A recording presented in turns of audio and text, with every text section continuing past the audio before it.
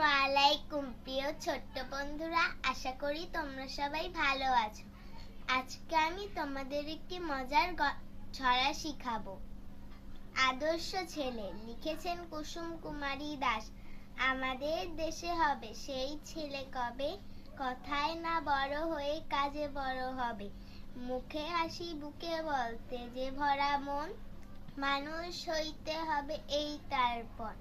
বিপদ আসিলে কাছে হও আগুয়ান, নাই কি শরীরে তবে রক্ত মাংস প্রাণ। হাত পা সবারই আছে, মিছে কেন ভয়, চেতনা রয়েছে যার সে কি পড়ে রয়। সেই ছেলেকে চাই বলো কথায় কথায়, আসে যার চোখে জল মাথা ঘুরে যায়। সাদা প্রাণের হাসি মুখে করো এই পণ, মানুষ হইতে হবে মানুষ যখন। কৃষকের শিশু কিংবা রাজার কুমার, সবারই রয়েছে কাজ এই বিশ্ব মাঝার।